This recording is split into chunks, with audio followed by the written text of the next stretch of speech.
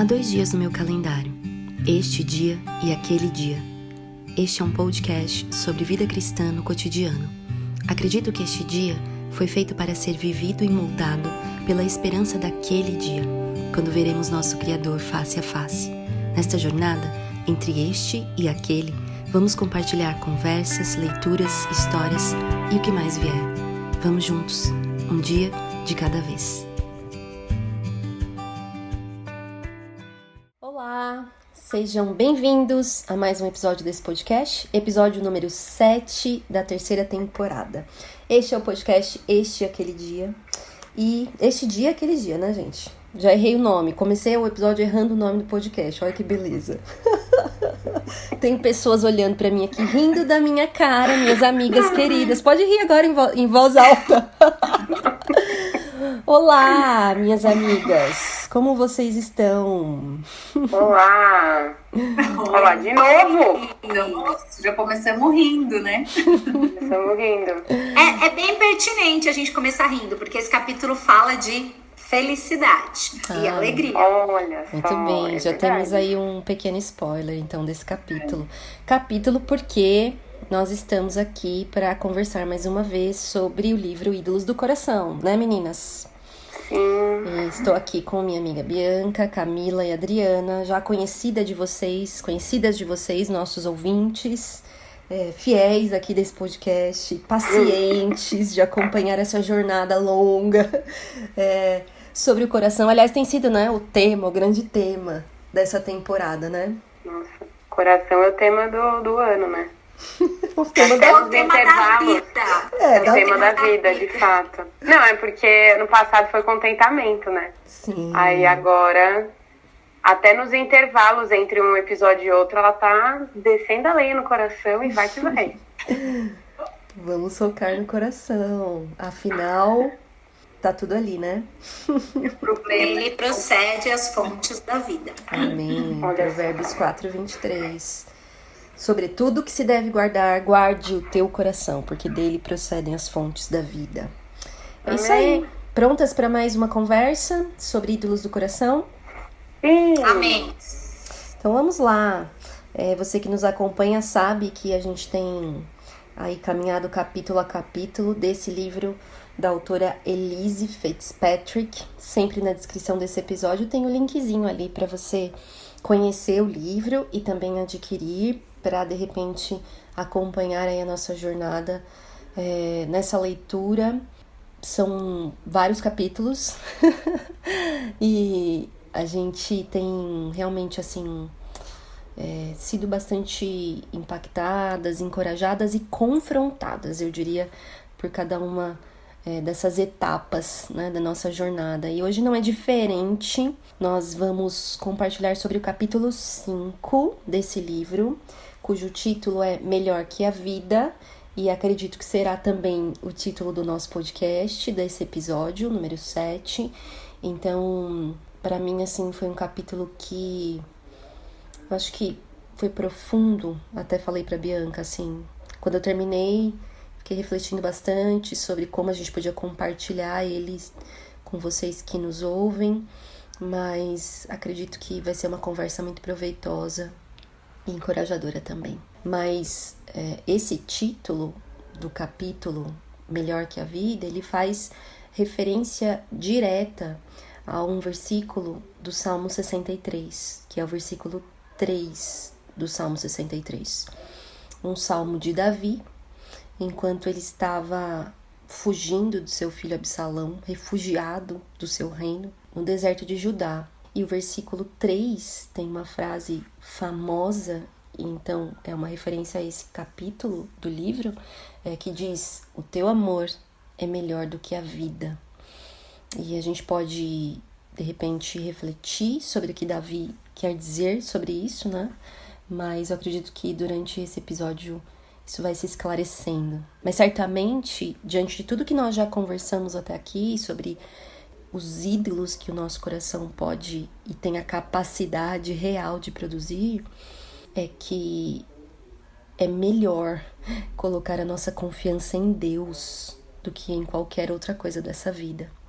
Tanto é que Davi, no versículo seguinte, ao 3, ele diz: eu te louvarei enquanto eu viver, eu te adorarei em devoção, eu viverei para ti e não para mim mesmo. Esse é bem o cerne do que a gente tem conversado sobre esses enganos mesmo do nosso coração, colocar a segurança, a fonte então de felicidade última em algo que não seja Deus. Eu acho esse salmo muito bonito. Não sei se essa palavra só é intenso, né? Os primeiros versículos, Davi fala assim: ó Deus, tu és o meu Deus, eu te busco intensamente. A minha alma tem sede de ti numa terra seca, exausta e sem água. Quero contemplar-te no santuário e avistar o teu poder e a tua glória. O teu amor é melhor do que a vida, por isso os meus lábios te exaltarão. Então Davi já vai revelando essa devoção, mas essa fome, essa sede, essa evidência de que o nosso coração, no fim, tem um anseio profundo por um relacionamento de adoração a Deus somente, né?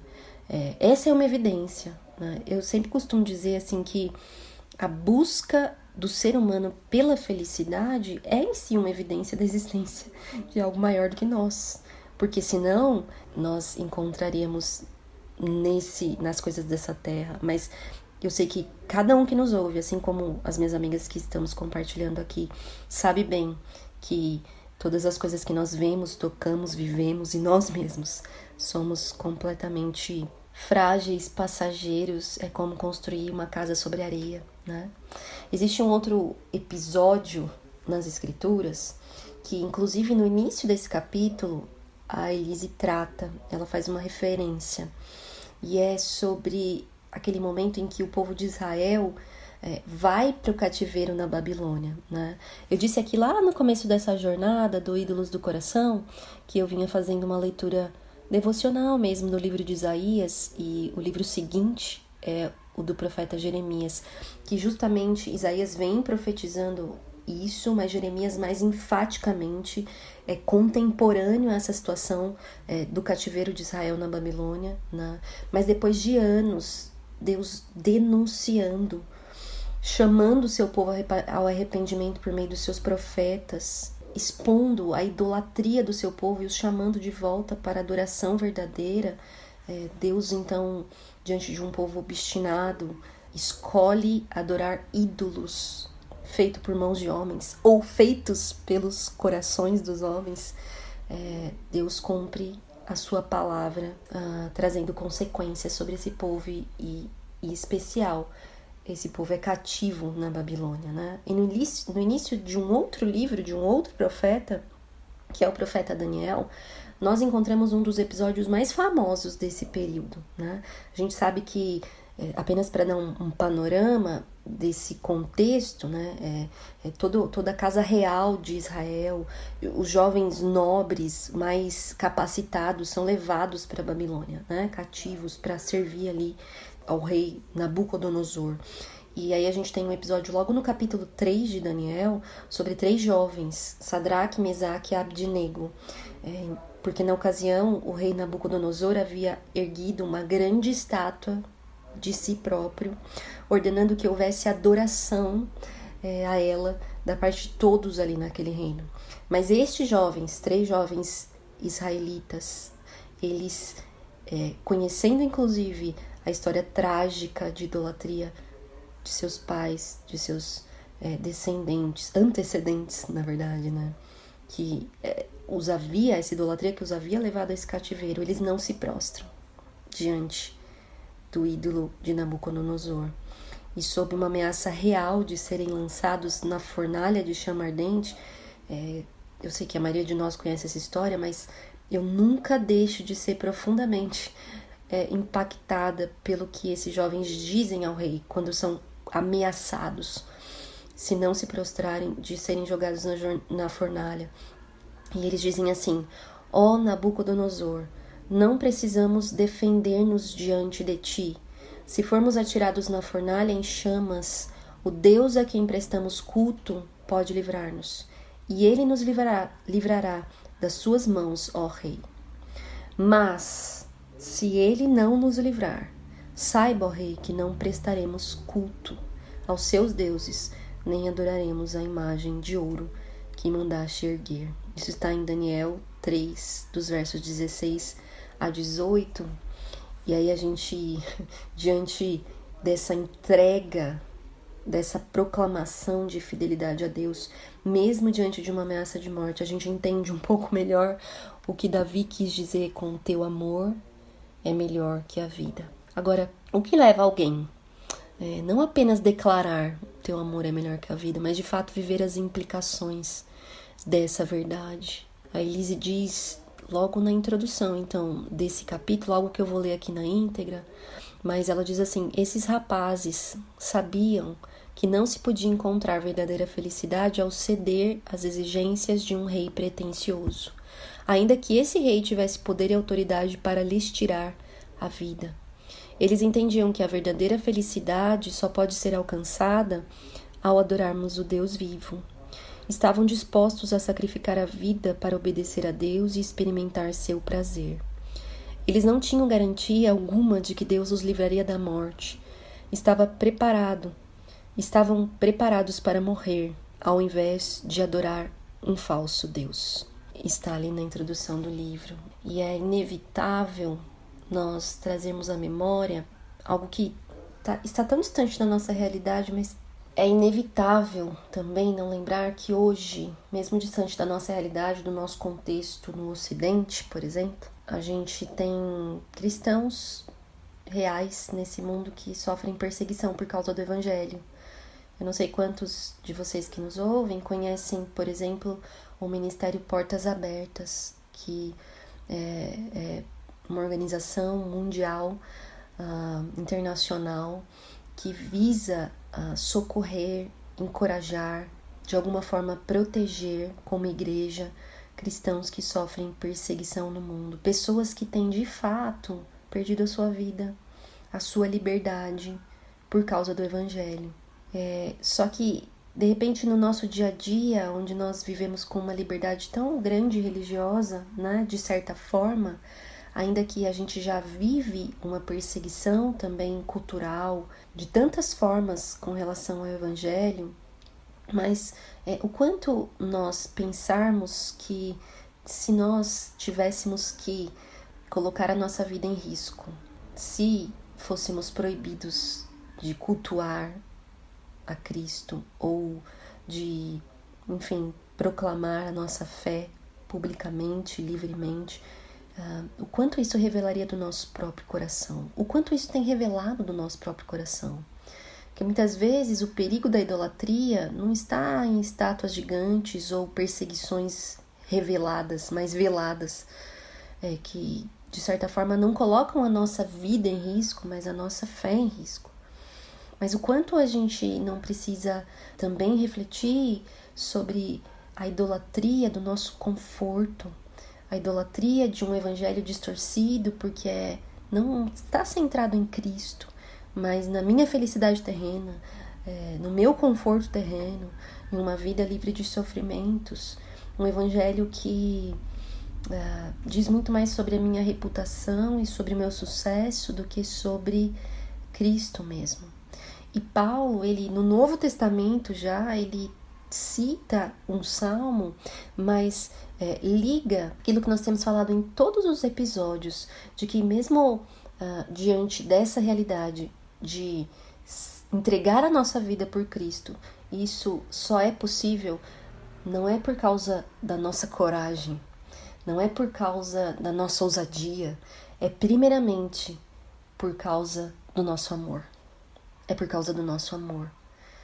Nós temos falado sobre como a adoração está centrada no nosso coração e sobre como o Senhor estar em primeiro lugar na nossa vida está ligado ao amar a Deus sobre todas as coisas, como diz o primeiro mandamento. Mas aí eu me lembrei que Paulo diz isso, lá em Romanos 8:36, ele diz: por amor de ti, por amor de ti. E então diz: enfrentamos a morte todos os dias. Somos considerados como ovelhas destinadas ao matadouro. Mas, em todas essas coisas, somos mais que vencedores por meio daquele que nos amou. Pois estou convencido de que nem a morte, nem a vida, nem anjos, nem demônios, nem o presente, nem o futuro, nem qualquer poder, nem altura nem profundidade, nem qualquer outra coisa na criação será capaz de nos separar do amor de Deus que está em Cristo Jesus, nosso Senhor.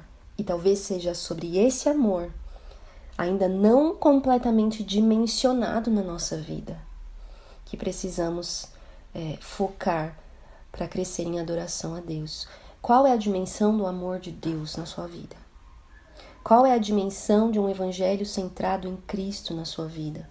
Será que não precisamos refletir se os nossos ídolos também não têm tomado tanto lugar nos nossos corações? Porque o amor de Deus, o amor ao evangelho, a realidade, essa realidade de um futuro certo, independente da morte, da perseguição, da destruição. O evangelho muda toda a nossa perspectiva.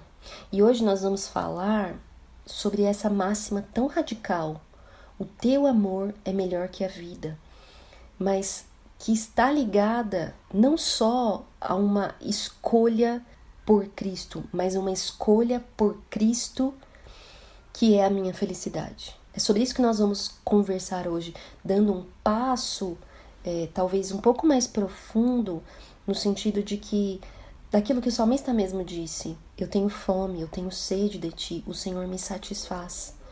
O Senhor é o objeto do meu amor, porque em ti o que eu tenho. É sobre isso que a gente vai conversar, e eu não quero falar mais, porque senão eu vou entrar, obviamente, naquilo que as minhas amigas também vão compartilhar, e eu sempre faço isso.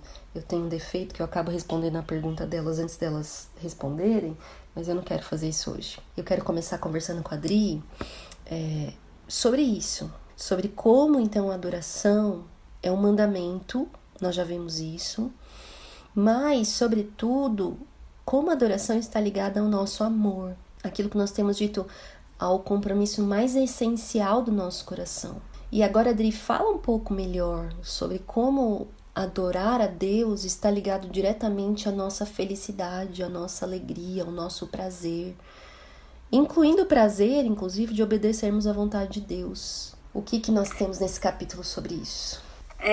Eu acho que, inevitavelmente, a gente vai se cruzar aí nas nossas falas, né? Sim.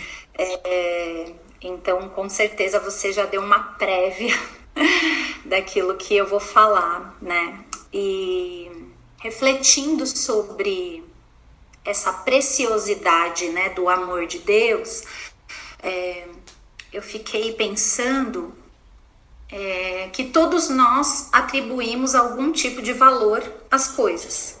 Porém, o valor dessas coisas, elas são relativas, né?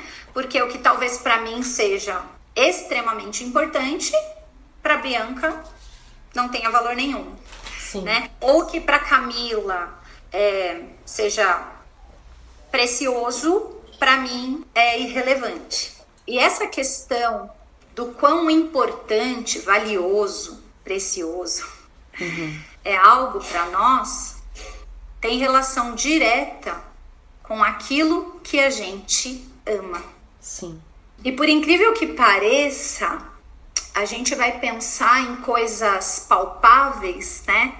Provavelmente, se eu começar a pensar, se eu perguntar, né, o que você mais gosta, né? O que você ama fazer, o que você ama ter, com quem você ama estar, enfim, a gente poderia colocar uma lista de coisas, lícitas ou não, né? Mas independente do que a gente vai estar buscando como nosso maior tesouro, ela fala como bem supremo, né? Sim. Da nossa vida, no fundo, nós queremos algo que nos traga felicidade. Sim. Nós buscamos incessantemente por algo que nos faça sentir amadas. e, consequentemente, felizes. Porque aquilo que nós mais amamos, e a gente já falou sobre isso, somos nós mesmos. E eu fui procurar no dicionário, eu usei a versão do dicionário online de português, o significado de felicidade. Por que a gente procura tanto ser feliz? E tá lá. Felicidade é a sensação real de satisfação plena. Estado de contentamento. Todas nós queremos nos sentir satisfeitas, contentes. Sim. Mas qual que é o problema de querermos ser felizes e nos sentirmos bem? Tem algum problema nisso? Não tem. Não. Nenhum problema. Foi Deus mesmo que nos criou com esse anseio, com esse desejo, com essa fome, como ali já falou, com essa sede. Ele colocou em nós, ele mesmo que colocou em nós esse anseio por estarmos plenas. A moda agora é falar que a gente está plena, né? Nós podemos estar plenas. Escuta até o fim que você vai descobrir. Mas o mais interessante é que nada nesse mundo, como ali falou, nada aqui nessa terra pode nos dar essa completude. Somente o Senhor. João 6,35, Jesus diz: eu sou o pão da vida. Aquele que vem a mim nunca terá fome. Aquele que crê em mim nunca terá sede. Você crê em Jesus? Crê mesmo? Só Ele pode matar a sua fome e sede. Só Ele pode nos dar satisfação plena.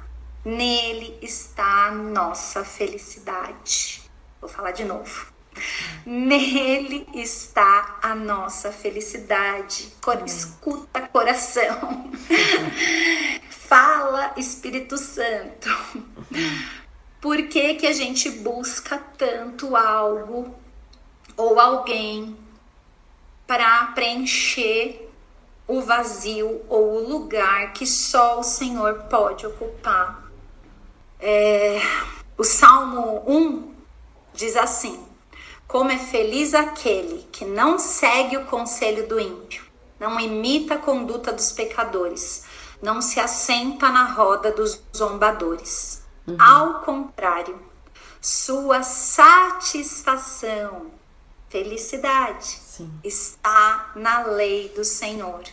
E nessa lei, medita dia e noite. E aí eu fiquei pensando, né, como nós caímos em tantos enganos, né, em tantas armadilhas. Eu fiquei lendo esse salmo, né, e pensei, por que a gente custa tanto a entender, a aprender que só o Senhor pode nos satisfazer? Por que a gente se apega a coisas lícitas até para buscar essa alegria, né? E um dos motivos está aqui. Como é feliz aquele que não segue o conselho do ímpio. O que nós estamos seguindo? Quem nós estamos ouvindo na televisão?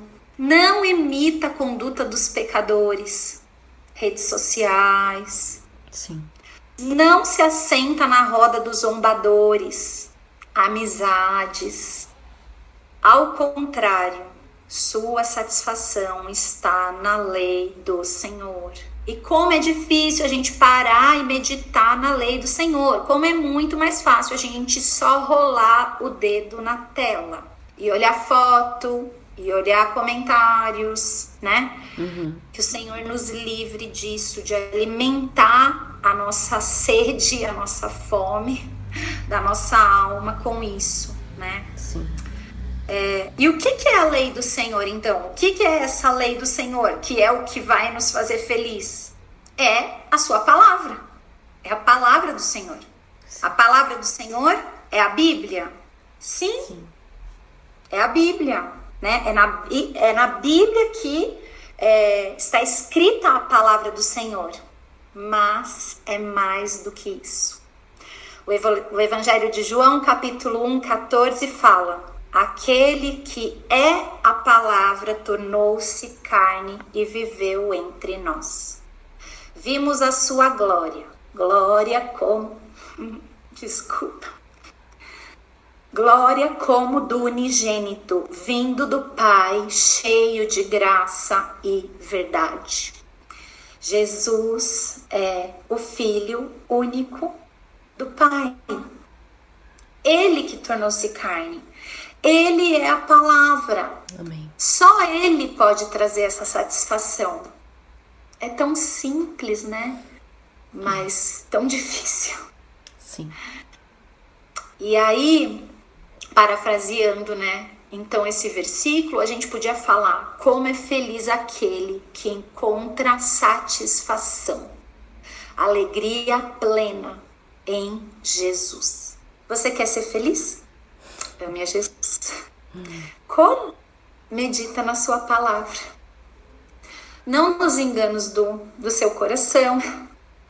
Não nos falsos deuses.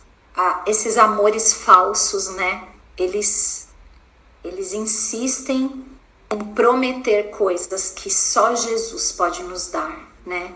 Eles são como aqueles analgésicos, né? Aqueles remédios paliativos que colocam só curativos, panos quentes, né? Na nossa doença. E que, na verdade, só Jesus tem a cura para o nosso pecado, para a carência da nossa alma. Nenhum outro Deus falso pagou o preço de morrer no nosso lugar. Nenhum outro. Diante disso, então, o que pode ser mais importante do que adorar ao único Deus, que deu o seu único Filho para nos salvar? Jesus é a expressão do amor de Deus por nós. E aí esse versículo que ela inicia o capítulo faz muito sentido, né? Faz todo sentido. Meus lábios te louvarão, pois teu amor, a tua salvação em Cristo é melhor do que a vida. Amém. Amém. Eu lembro daquele trecho da palavra que agora não sei a referência, eu posso colocar aqui depois, mas que ele é o desejado das nossas almas, né? E como, já passando até para a segunda pergunta, porque senão a gente corre o risco de roubartilhar o que a Bianca vai agora compartilhar, mas essa é a questão, né? Como pode, se Deus é claramente em Cristo o objeto da nossa felicidade, se a salvação em Cristo é justamente Deus entrando na história do homem e salvando-nos de nós mesmos, que buscamos felicidade em tudo, menos naquele que é capaz de nos satisfazer, como a Adri disse, né? Como nós caímos então nesse engano tão profundo de buscarmos essa felicidade em algo ou alguém que não seja o próprio Deus? Nos diga, Bianca. É uma bela pergunta essa, hein? Gênesis 3:6. Então, vendo a mulher que a árvore era boa para dela comer, agradável aos olhos e desejável para dar entendimento, tomou do seu fruto, comeu e deu dele a seu marido, que também comeu.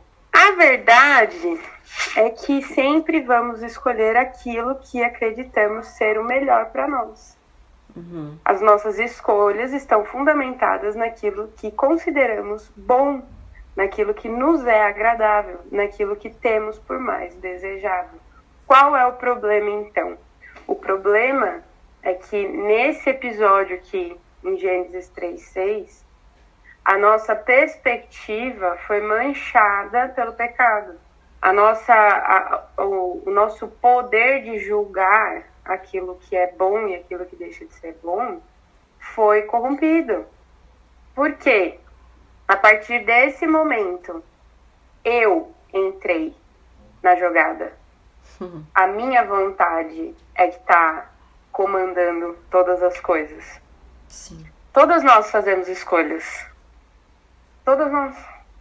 Deus nos criou com essa capacidade de escolher. A pergunta é, qual é a motivação por trás dessas escolhas? A Lívia tem batido com luva de pelica tão frequentemente nessa questão das escolhas, das pequenas escolhas. Sim. O erro de Eva, que se torna o nosso erro também, foi tomar como verdade absoluta aquilo que ela avaliou da situação. Sim. E quantas vezes nós tomamos decisões baseadas na nossa perspectiva, naquilo que nós consideramos bom naquele momento. Nós sempre escolhemos o que, ao nosso ver, é mais prazeroso. E o pecado é sempre muito atrativo no primeiro momento. Sim. Veja, esse primeiro momento, assim, não quer dizer um tempo determinado, né? Até que Deus faça alguma coisa, eu vou falar um pouquinho mais disso mais pra frente, mas até que Deus intervenha, essa é a nossa condição. Essa é a nossa realidade. O nosso julgamento, ele não vai ser centrado em outra coisa, senão no nosso próprio ego. Uhum. Eva escolheu desobedecer a Deus porque isso era o que fazia mais sentido para ela. Eu posso imaginar o pensamento dela, porque certamente vocês devem ter passado por situações em que vocês perguntaram como algo tão bom, como algo tão belo pode ser pecado. Como pode ser ruim? Eu acho que Deus está enganado. Ou ele está exagerando. Não deve ser tão ruim assim. As consequências... Mas que mal pode isso fazer? O nosso julgamento se torna suscetível àquilo que nós desejamos. E ela dá um exemplo. Ai, não tem exemplo mais prático do que esse. Ela dá um exemplo de entrar em forma, né? No livro.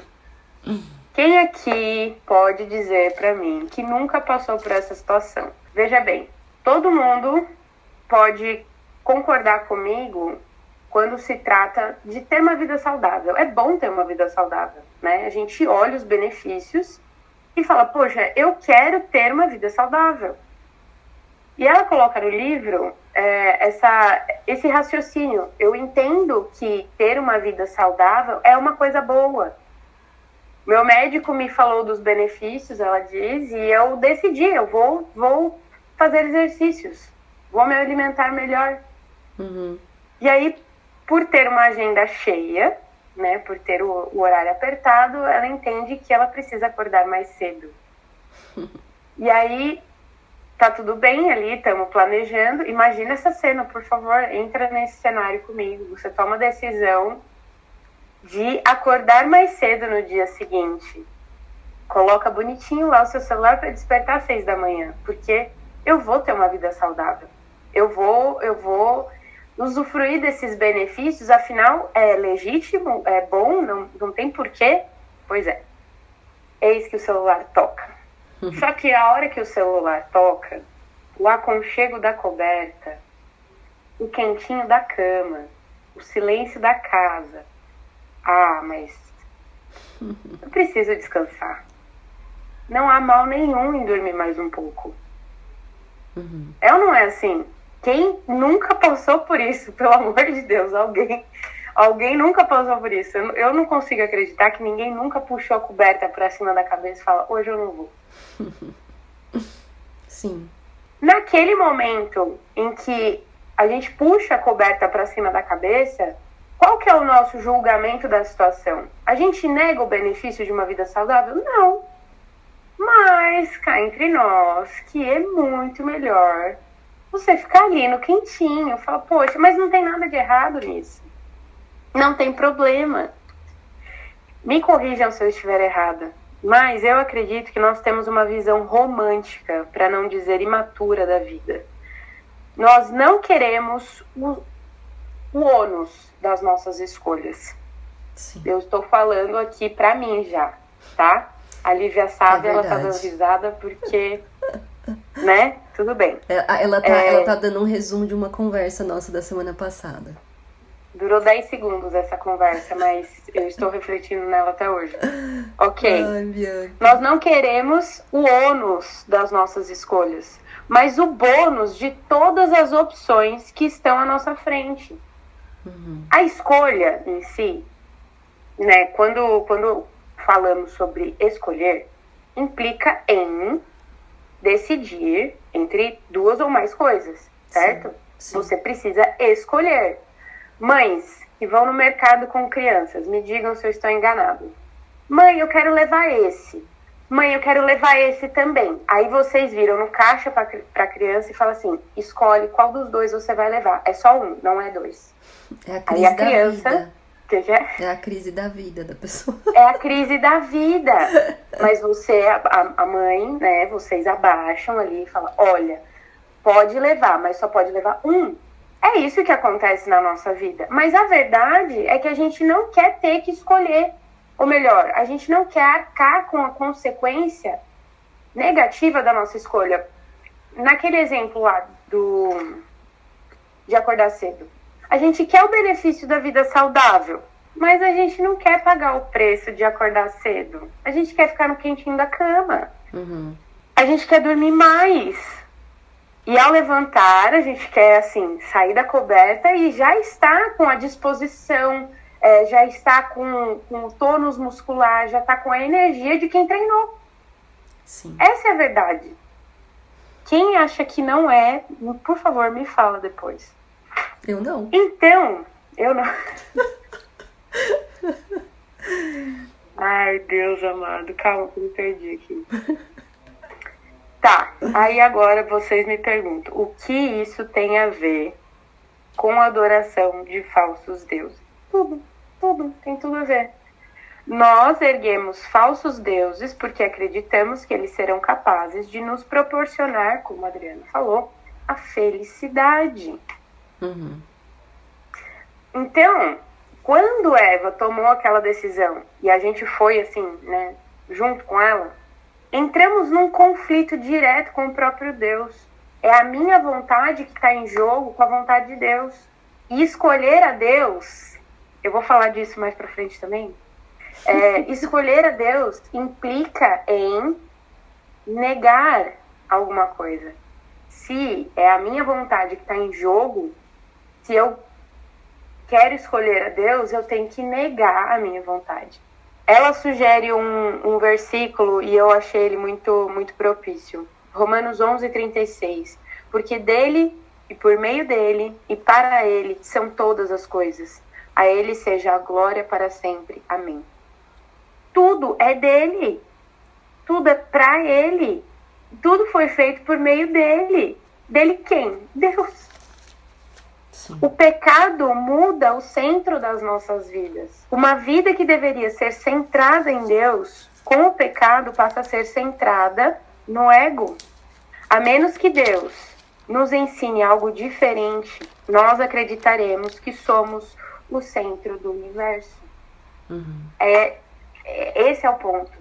Nós vamos acreditar que a nossa vontade, que a nossa capacidade de julgar e tomar decisões, ela é a mais correta, até que Deus venha e abra os nossos olhos. Porque muitas vezes nós estamos cegos, a nossa perspectiva ela foi corrompida.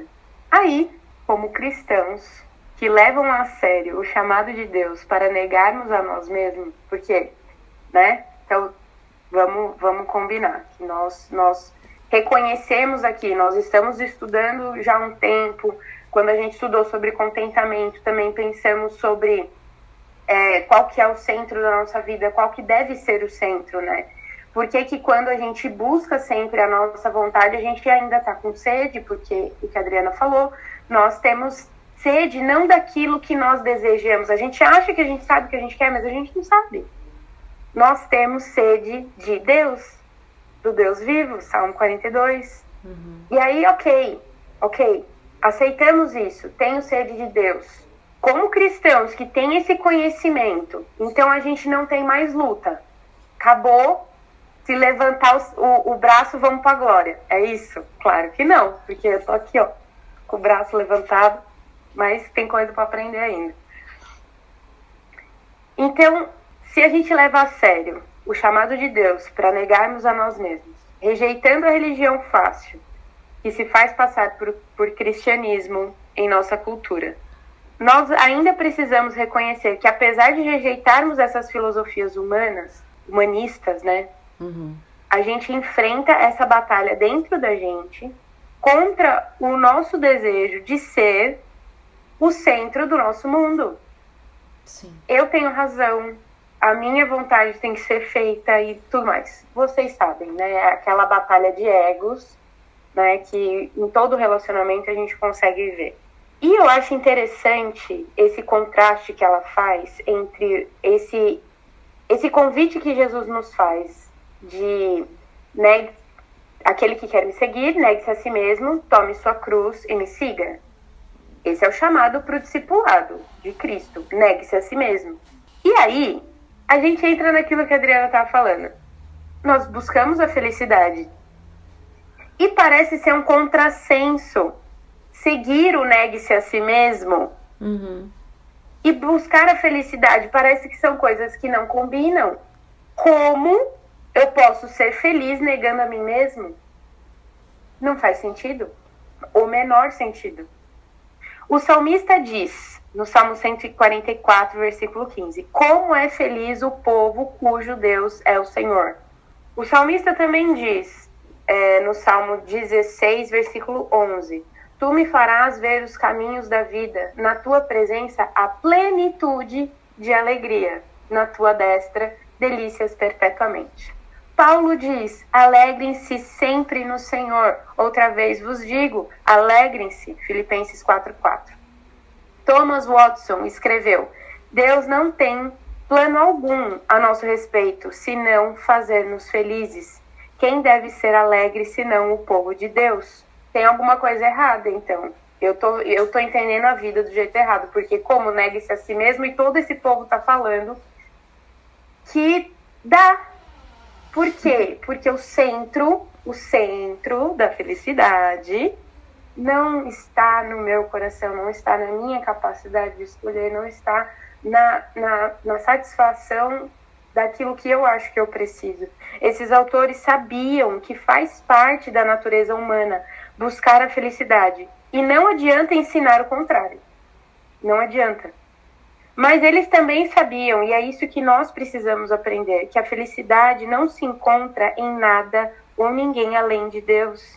Especialmente nos prazeres mundanos que vem, assim, que é a promessa desses falsos deuses. Nada nesse mundo pode satisfazer o anseio do coração humano. Somente quando buscarmos a felicidade de conhecer e amar a Cristo, descansaremos no amor dele por nós. Cresceremos em santidade e adoração. É possível buscá-lo, é possível ser feliz sem ter medo de perder nada, porque com Cristo, como Paulo diz, tudo aquilo que era perda, ele considera lucro.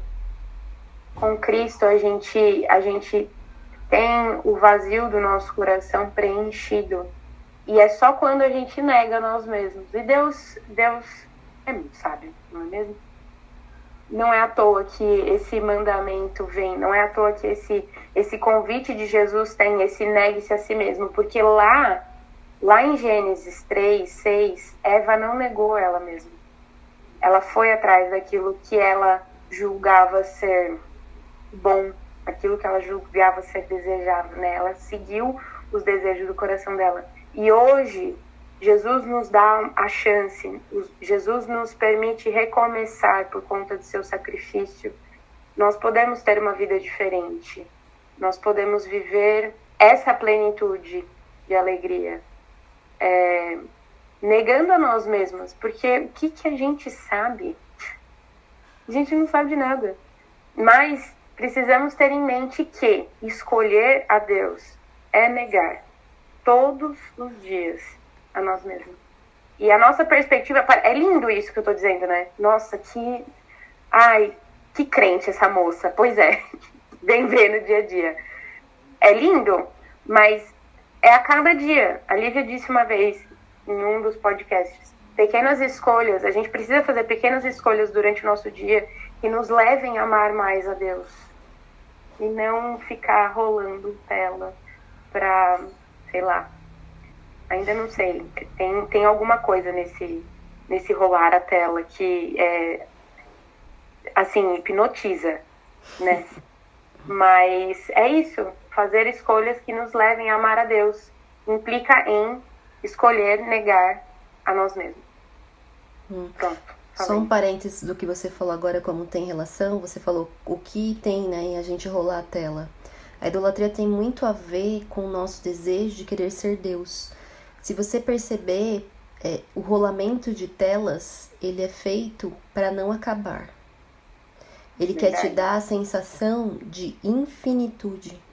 Então, você não consegue sair daquilo, né?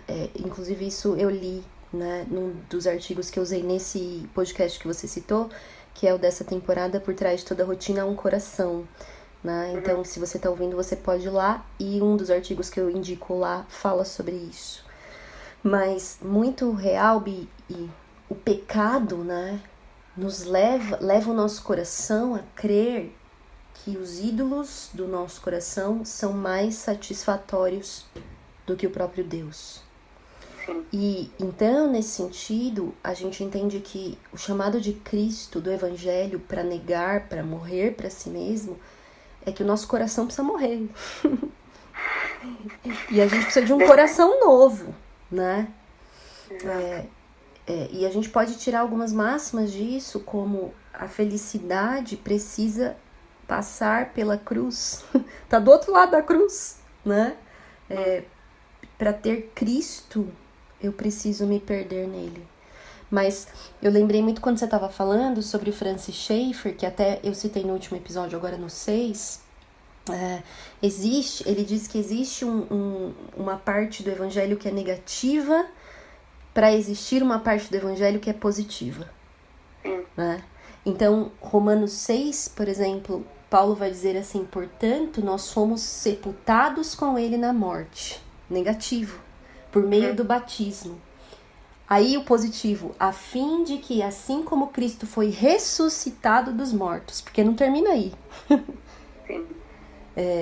mediante a glória do Pai, também nós, então, vivamos uma vida nova, ou como dizem outras versões, em novidade de vida. Só a ressurreição se há a crucificação. Exato. Então nós diremos, mas tem que passar pelo sofrimento. Tem que passar pelo morrer. Pelo morrer, exatamente. Aí entra naquilo que eu tava falando, da escolha. Sim. Não dá pra ter os dois. Tem que escolher qual dos dois você vai levar. Mas é uma implicação seríssima na nossa vida, né? A gente pode falar de muitas escolhas. Essa é a escolha que define a nossa eternidade. Exato. Essa é a escolha que define a nossa eternidade. Ai, gente, então vamos caminhando para o final dessa conversa. Camila, nesse sentido de tudo que nós conversamos e compartilhamos até aqui, né? Como então esses ídolos que levantamos no nosso coração estão relacionados em especial com o nosso desejo por felicidade? E por que nós podemos ter esperança de que nós podemos vencer os enganos do nosso coração e, ao invés de buscar a felicidade nesses enganos, trilhar o caminho da verdadeira felicidade? Me diga. A Adri começou falando isso, que a gente ia repetir muito, né? Sim. Mas eu vou falar assim, o que falou mais ao meu coração. E eu começo dizendo assim, que é uma frase que ela coloca aqui no livro, que ela fala que nós erigimos falsos deuses porque acreditamos que eles são capazes de nos proporcionar felicidade, o nosso bem supremo. E, na verdade, acontece que nós desconsideramos né, o primeiro mandamento que ele fala para amar a Deus de todo o meu coração, e eu considero o amar a mim mesma, né? As coisas e o que eu quero, e não as coisas de Deus.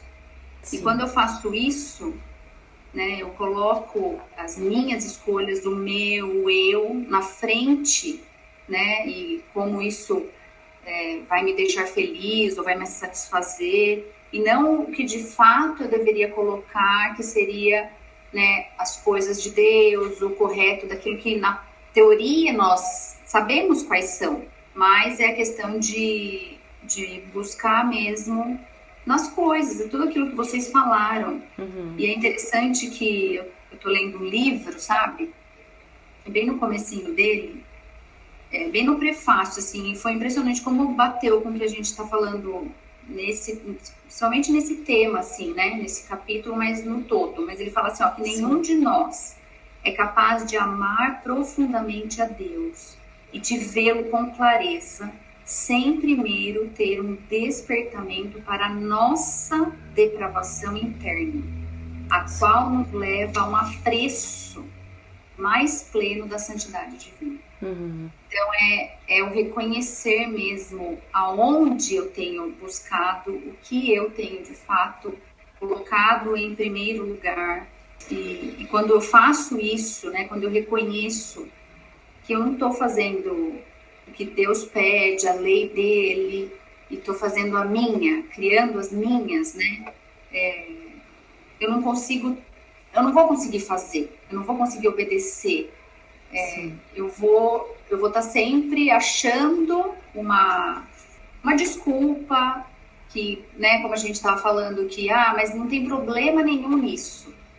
Mas na verdade eu preciso reconhecer em mim aquilo que eu tenho buscado e tenho feito mesmo, ao invés, né, de fazer aquilo que é correto, né? E aí nisso a gente entra na questão disso que a Dei falou também, do mundo, daquilo que o mundo coloca mesmo, muitas vezes a cultura, né? Então hoje a cultura é o quê? As redes sociais, essa questão de mídia, e tudo isso acaba tornando algo prazeroso momentaneamente, né? E a gente acha que é nisso que eu tenho que buscar, e acaba que muitas vezes por conta disso para que eu consiga, para que eu faça, para que eu obtenha aquilo que eu acredito ser o melhor, eu peco.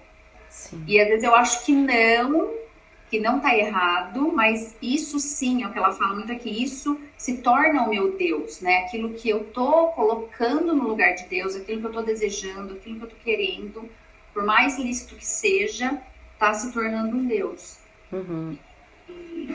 E quando eu olho assim para minha vida, né, diante de tudo isso que eu tenho lido e visto, é a graça mesmo, né? É a graça e a misericórdia de Deus, porque é constante que eu caio e deixo de colocar o Senhor em primeiro lugar, procuro a minha felicidade, muitas vezes eu sei que se eu fizer aquilo que Deus pede que eu faça naquele momento, eu vou sofrer, não vai ser a felicidade que eu gostaria ali, né, a alegria no momento.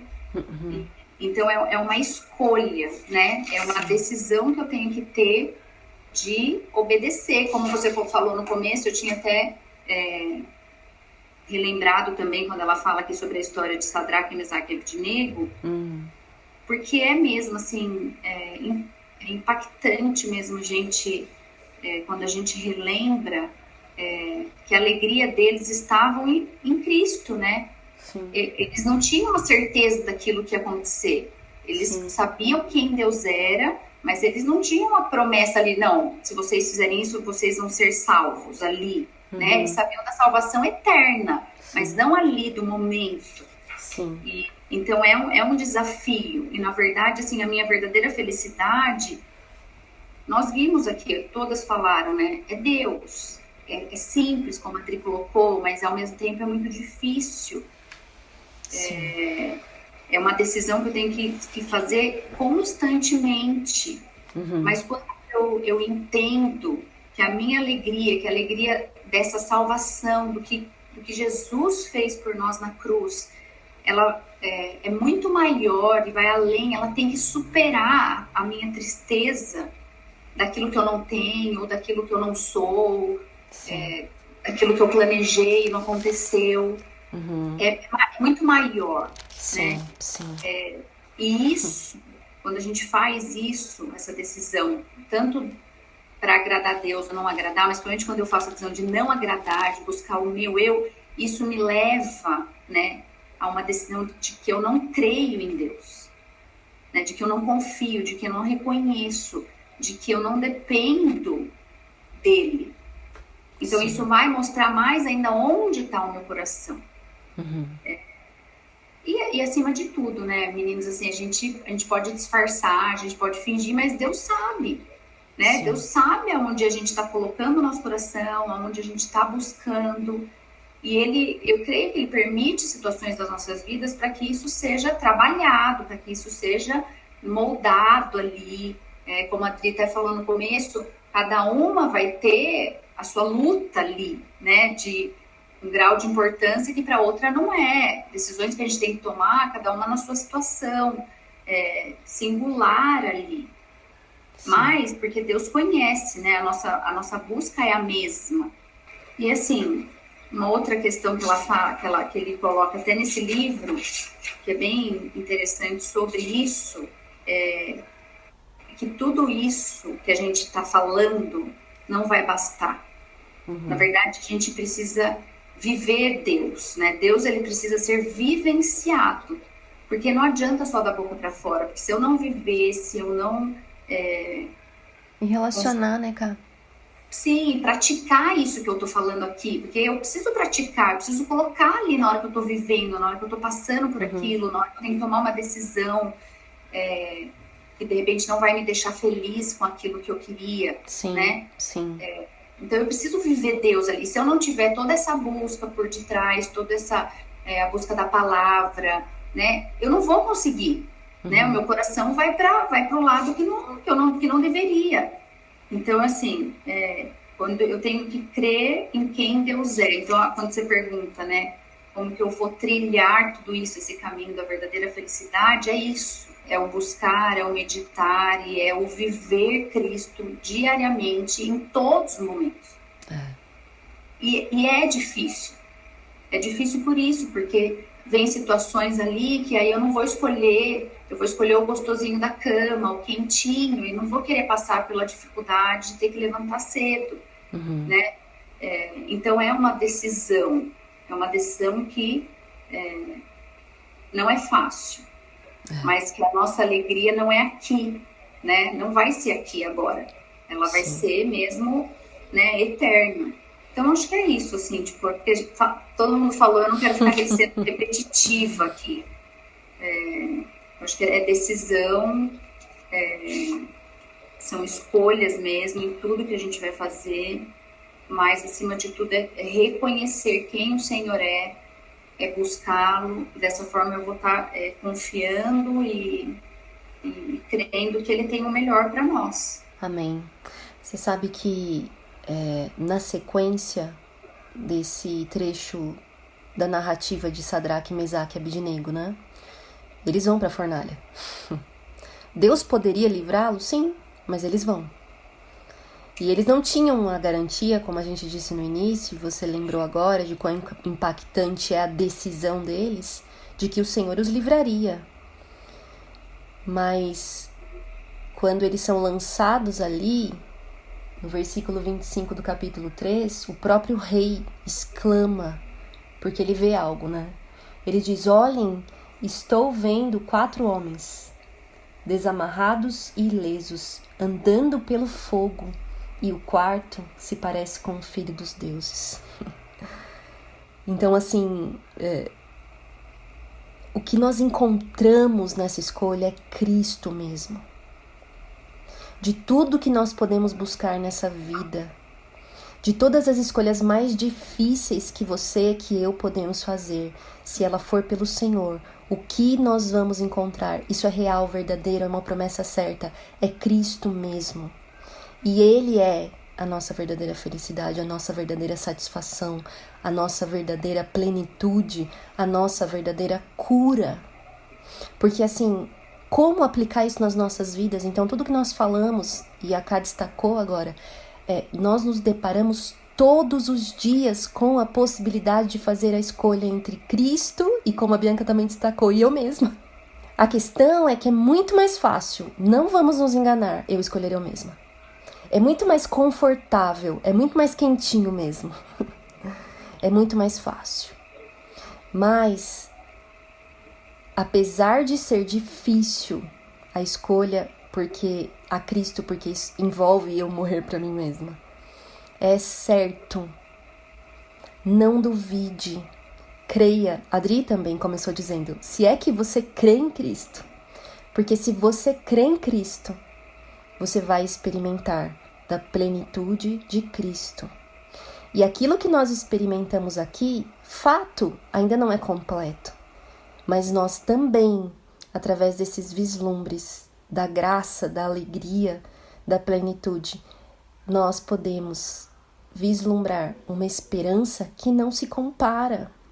Porque haverá um dia em que, poxa, a gente está falando de tantas coisas espirituais e abstratas, talvez, mas que a sua ansiedade que te sobrecarrega não vai existir mais. Que a luta do seu coração com a idolatria, do seu casamento, dos filhos, de um futuro, de uma insegurança financeira, de um desejo de entregar o melhor para sua família, e você sofre, um dia vai ser completa essa libertação. Não vai existir mais. Por isso, nós podemos fazer as escolhas difíceis hoje, porque Cristo já fez a maior delas. Ele entregou tudo. Ele ofertou tudo. Ele negou sua própria vida, mas muito mais a sua glória, a sua divindade, para, pela fé, nos fazer capazes de escolher a Cristo, porque Ele é melhor do que a vida. Ele é melhor do que a vida. Então eu quero te encorajar, você que nos ouve, a aplicar isso. Talvez, né, tantas coisas profundas nós falamos, mas o que o Senhor tem te levado a escolher a Ele e não você mesma, não você mesmo. Não escolhas que você sabe que são caminhos mais fáceis, que são conselhos dos ímpios, mas que não adoram e não glorificam a Deus. Se Deus está falando com você, não retarde a escolha certa. Ele é melhor do que a vida. Ele é melhor do que qualquer promessa de sucesso ou prosperidade que essa vida pode nos ofertar. Porque Ele, certamente, não se compara nem com os nossos sofrimentos do momento presente, muito menos com os prazeres passageiros. É isso, meninas. Acho que nossa conversa aqui foi se completando uma outra, né? Mas eu queria que vocês aí deixassem uma palavra através de uma indicação, uma citação final, para também aí deixar um encorajamento para quem nos ouve. Você, Dri? Eu vou citar um trechinho que ela acaba, que é muito encorajador. Ela acaba esse capítulo falando o seguinte: a boa notícia é que o Espírito Santo pode iluminar seu coração e levá-lo a crescer em apreço por Cristo e em desdém pelos encantos deste mundo. Para isso, ele o inclina a servi-lo e lhe ensina acerca das verdadeiras alegrias do céu. Portanto, vá em frente, busque a felicidade, defina-a como Deus a define e nunca se decepcionará. Lembre-se de que seu objetivo é dizer como Davi: nada, nem mesmo esta vida, me dá mais felicidade que teu amor. Amém. Muito bom, maravilhoso. Bi? Plena Satisfação em Deus, do John Piper. Muito bom, assim, é curtinho o livro e ele tem uma linguagem muito boa. Logo no comecinho, John Piper cita Agostinho, um trecho que está assim, ó. Agostinho, no ano de 386, encontrou liberdade da sensualidade, depravação impura, prazeres supremos de Deus. Agostinho escreveu: quão suave se tornou de repente para mim a privação das falsas delícias. Eu que tanto temia perdê-las, senti prazer agora em abandoná-las. Tu, ó verdadeira e suprema suavidade, as afastavas de mim. Afastavas e entravas em lugar delas. Mais doce do que qualquer prazer. Muito bom, muito bom. Eu não sei se esse trecho que você citou é do Confissões, eu não sei se ele coloca essa referência, Bi, mas eu encorajo, é uma leitura devocional de Agostinho, assim, maravilhosa. Eu tenho feito com meu filho e ele conta desde a infância o processo de conversão, é maravilhoso e fala muito sobre isso, sobre essa afeição, essa captura do nosso coração, das afeições mais profundas do nosso coração, e que isso é de fato adoração e conversão. Muito bom. Você, Ká? Eu vou ler um trechinho também do livro. Por coincidência, né? Não combinamos nada de ler hoje trechinhos, né? Sim. Mas que é do livro Santo, Santo, Santo. Maravilhoso. Jackie Hill Perry, é isso? Uhum. Que ela fala aqui, bem no comecinho, fala assim: o solo que leva todo o pecado a crescer é a descrença. Pecamos porque isso faz parte de nossa natureza, mas não é como se sempre pecássemos de forma não intencional, como robôs depravados sem habilidade de nos comportar segundo a razão. Somos conscientes em nossa rebelião. Há um nível de raciocínio dentro de nós quando decidimos qual bezerro de ouro iremos amar em determinado dia. Uhum. Dito isso, a base da nossa idolatria, o pecado que for, ela cita, é uma crença específica acerca de Deus, nossa ética sexual pervertida, língua descontrolada, superioridade religiosa, postura legalista, nossos pensamentos sombrios, modos maldosos, nosso mau humor impaciente, nossas bizarrices gananciosas, nossa arrogância intelectual e tendência rebelde surgem do que cremos acerca do Deus vivo. Sim. E tem mais. Tá.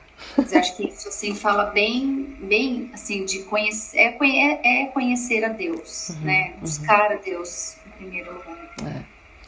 Se combate incredulidade com conhecimento do caráter de Deus, né? Muito bom, vou colocar os links desses livros indicados aqui. Todos muito bons. Plena Satisfação de John Piper. Diga. O trecho que eu li é de Confissões mesmo. Sim, parece bem a linguagem. Achei aqui a nota. Parece bem a linguagem de Confissões. Muito bom. 236 a página. Tá.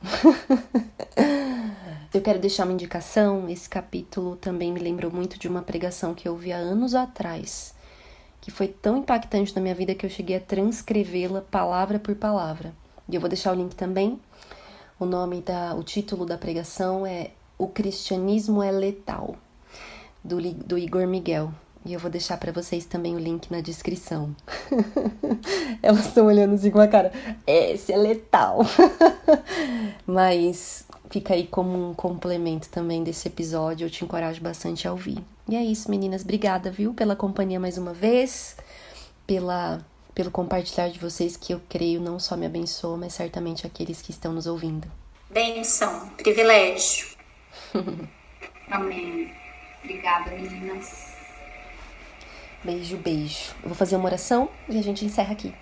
Senhor amado, Pai de nosso Senhor Jesus Cristo, nosso Salvador, aquele que possibilita, por meio da fé, por meio do seu sacrifício plenamente suficiente e perfeito, o nosso livre acesso a Ti, em um relacionamento com o Senhor, com seu Filho, com o Espírito Santo, que de fato nos leva a encontrar o verdadeiro propósito da nossa vida, viver para Te adorar e ser feliz em Ti plenamente. Não existe nada que se compare a isso. Não existe nada, Senhor, que possa nos oferecer algo perto disso. Então eu te peço que, como redimidos, salvos, o Senhor continue, Pai, nos salvando de nós mesmos e nos revelando esses ídolos tão sutis, mas tão pertinentes ao nosso coração, que nos levam a nos enganarmos nessa busca pela verdadeira alegria. Que o Senhor possa iluminar os olhos do nosso coração, que o Senhor possa, através do Evangelho, através da graça revelada na cruz, nos libertar, para que nós possamos desfrutar, Deus, da verdadeira felicidade, mas também nas pequenas e necessárias escolhas do nosso dia a dia, amar ao Senhor. Que o Senhor nos ajude a te adorar no nosso cotidiano e experimentar esses vislumbres dessa alegria tão profunda que um dia será nossa plenamente, completamente, absolutamente, porque nós estaremos contigo eternamente. É assim que eu oro, em nome de Jesus. Amém. Este foi mais um episódio do podcast Este Dia e Aquele Dia. Para ter acesso a outros textos e outras informações, acesse o site esteaquele.com. Obrigada por ouvir e até a próxima.